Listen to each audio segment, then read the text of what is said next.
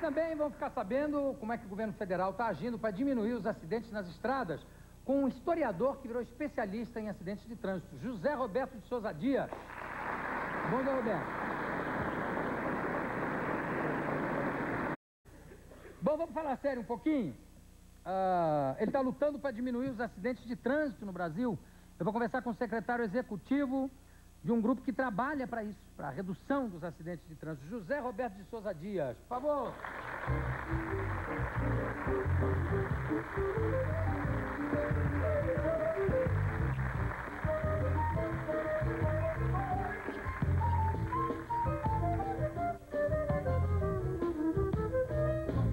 Bom, você é historiador. Eu sou historiador. Como é que de repente você começou a se envolver nesse problema tão sério do trânsito? Mas vê uma coisa, Ju, ao longo da minha carreira universitária, né, quando estava na universidade, depois no mestrado, no doutorado, eu fui estudando a história dos transportes e comecei com uma preocupação muito forte com a história ferroviária, sabe? Daí eu passei a ter uma preocupação com a questão do transporte como um todo. Você veja, nós somos um país de tamanho continental e um país que naquela época, isso já vão 25 anos, 30 anos atrás, né, quando começavam as minhas preocupações, e eu imaginava uma coisa, que o dia que o país se desenvolvesse, iria faltar transporte, ia sobrar trânsito, e que essa era uma questão fundamental, porque não dá para você pensar em termos de Brasil enquanto você tem uma crise de artérias dentro do país.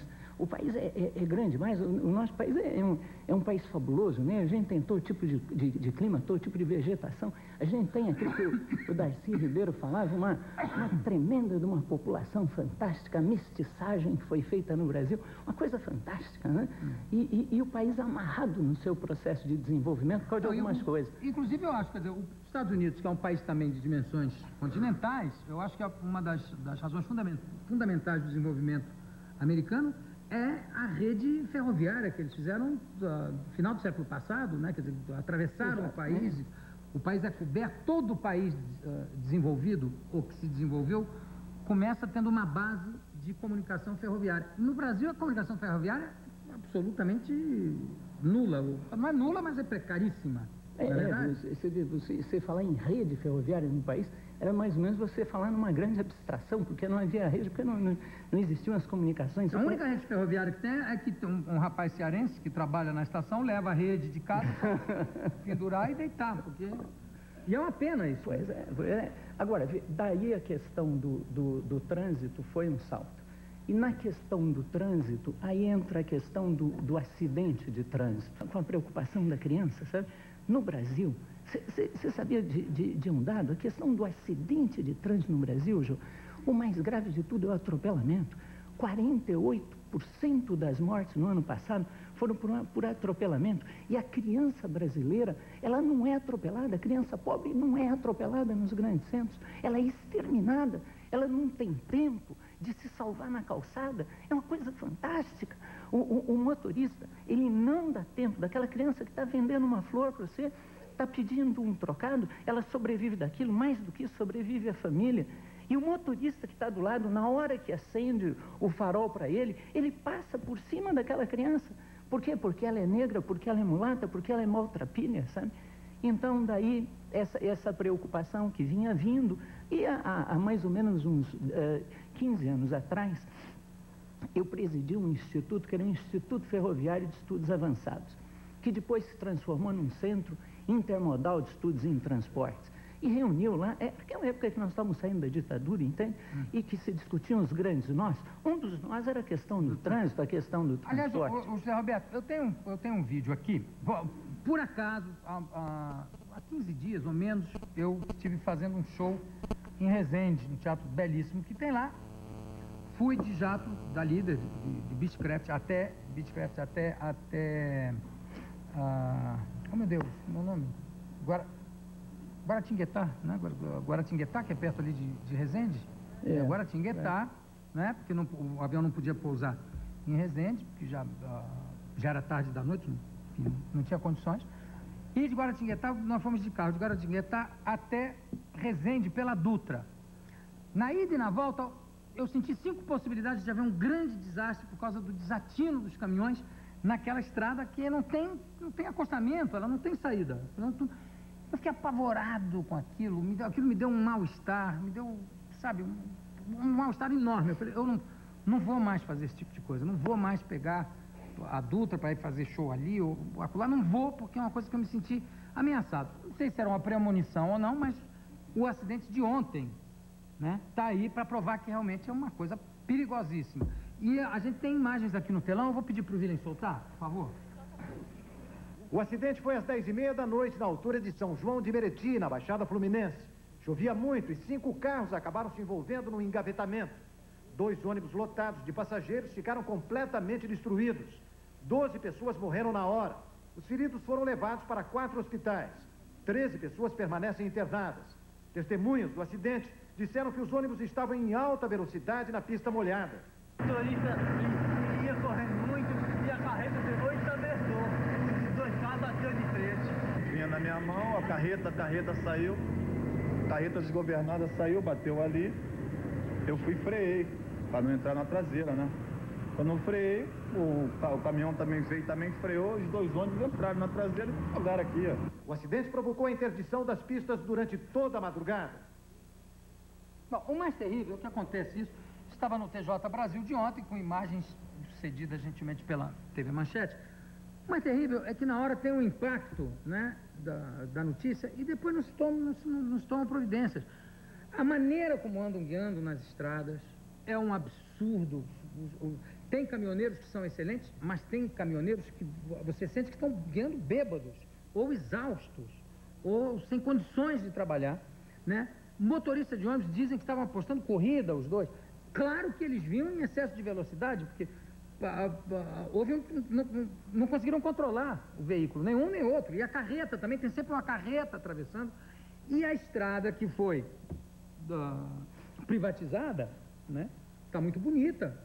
Recapearam a estrada, no meio da estrada tem umas flores, não sei o quê. Mas tem que aumentar essa estrada. Uma estrada que liga São Paulo ao Rio de Janeiro desse tamanho é realmente um absurdo. E não é a primeira vez que a gente vê um acidente desses, né? Brutal. Agora já foram 17 pessoas que morreram no acidente. O que é possível se fazer para diminuir também essas taxas de acidentes nas estradas? Olha, eu vi uma coisa. Primeiro é compreender que há uma banalização do mal no nosso país, né? Porque morre tanta gente no acidente de trânsito que acaba sendo uma coisa comum. Os dados da Polícia Rodoviária Federal são trágicos, né? 90% dos acidentes no ano passado tiveram como causa o fator humano, 6% as condições da pista e 4% as condições do veículo. Se você pegar a causa do acidente, ela fundamentalmente, ela tem como causa o homem, não obrigatoriamente o condutor.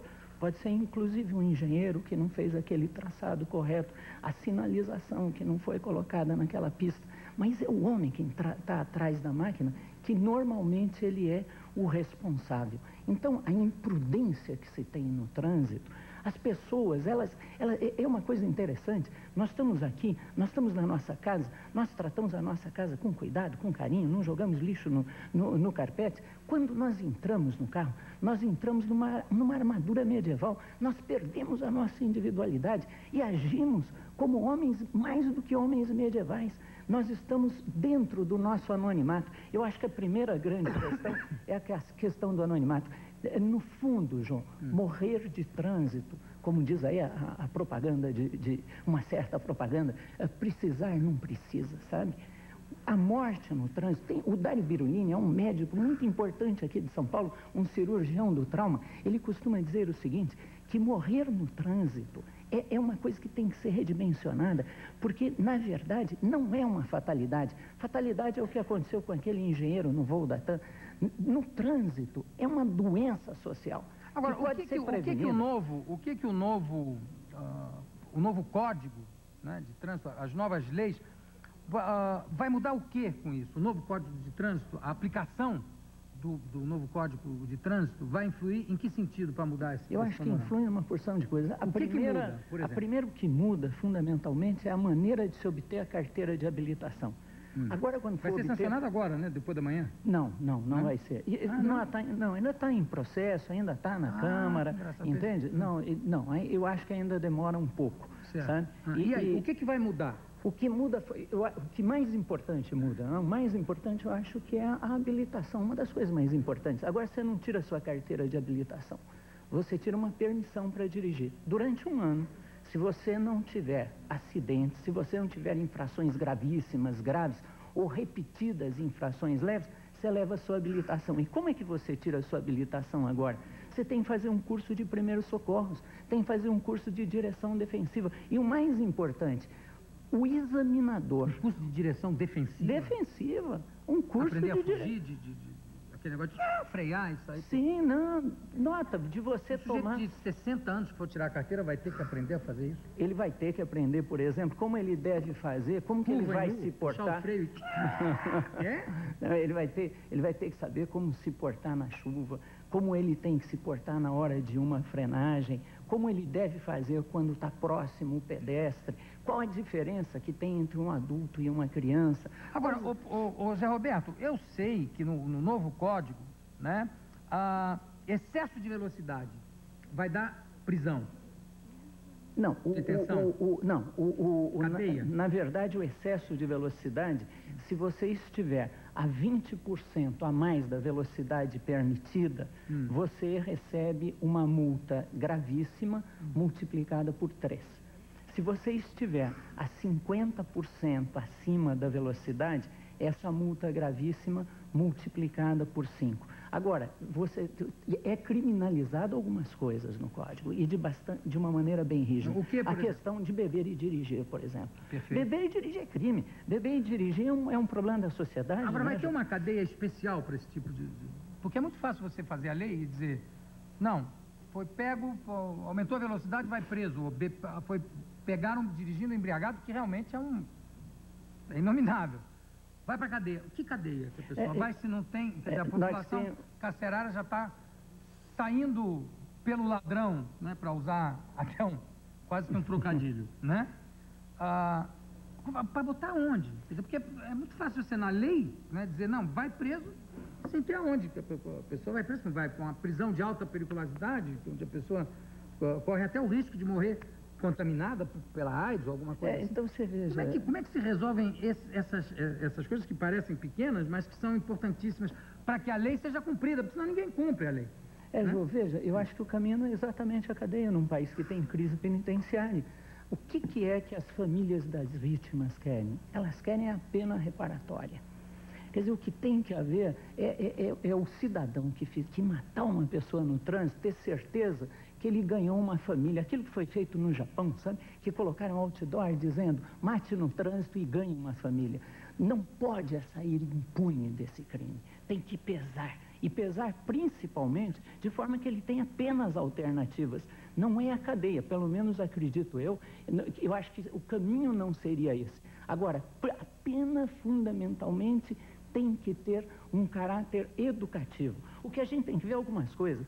Hoje, por exemplo, em São Paulo, no Rio de Janeiro, em Brasília, em vários lugares, você andar sem o cinto de segurança é um negócio tremendamente careta. As pessoas, você está sem o cinto, todo mundo usa o cinto, não é muito pela multa, não. Tem que ser uma coisa muito... Pode ter certeza que é pela multa. Não é que o Brasil... Aliás, é pela multa no mundo inteiro. Não é achar que, de repente, o americano ele é mais civilizado que o brasileiro, por isso ele usa o cinto, ou o francês, ou o inglês. É porque as multas são pesadas. Quer dizer, você passou aqui, depois que passou a ter multa para cinto de segurança, parecia que estava guiando na Suécia. Todo mundo de cinto, direitinho e tal. Lixo na rua. Aliás, tem um exemplo engraçado. Nos Estados Unidos, por exemplo, você jogou lixo na rua, eu já fiz campanha aqui para negócio de lixo na rua, que eu acho um absurdo você jogar lixo na rua.